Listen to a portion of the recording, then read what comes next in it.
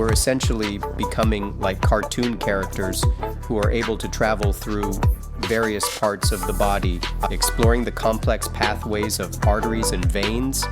So we can grasp how a patient's anatomy is structured by blending the actual body with its hologram. I am sure that in the near future, and I mean the very near future, surgeons will say something like, "I cannot operate without it."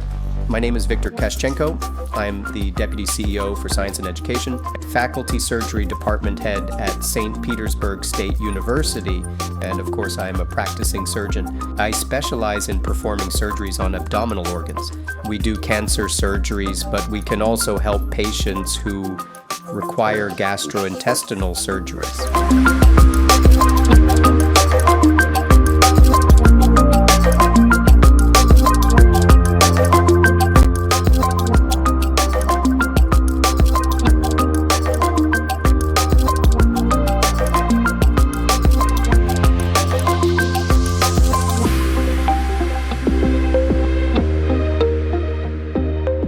Every surgeon encounters situations where they must decide what the anatomical structure is. There aren't any handy labels inside the body to tell us what's what. Like, this is a particular vessel and that's a certain vein. A surgeon needs to know them and recognize patterns, and the major errors in surgery come from mistakes in pattern recognition. The thing is, surgeons, especially in laparoscopy, heavily rely on specific anatomical landmarks. When operating in an open procedure, surgeons can assess the anatomy with their fingers and eyes and feel more confident, while in case of laparoscopy, we can only see the body surface and we don't get a view of what's inside. But we want to be confident indeed. To achieve this, we rely on augmented reality technology that helps us to understand the location of various vascular structures. We can move the hologram closer or farther away, up and down. We can view it from below, upwards, or from the back. We can rotate it freely in any direction and examine the object from different angles. Additionally, we can expand the hologram and position ourselves under the enlarged vessel and closely examine its anatomy and its relation to other anatomical structures. We're basically becoming like cartoon characters, zooming through various parts of the body, exploring and examining every detail up close, unveiling its complex systems and how they intricately connect. This significantly improves the precision of surgical interventions, taking surgery to a whole new level. In my opinion, augmented reality technology is valuable for grasping specific characteristics of each patient and assisting the doctor in making a decision of what kind of treatment is optimal in a particular case.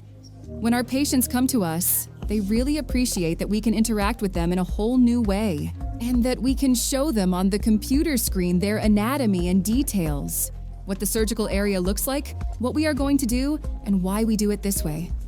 They find it very interesting. And it's more reassuring for the patients because they can see that we analyze the individual characteristics of each person, that we don't work according to templates, but we strive to find a unique approach for each patient and tailor a treatment to a particular case. If you ask me if we can operate without this, the answer is yes, we can.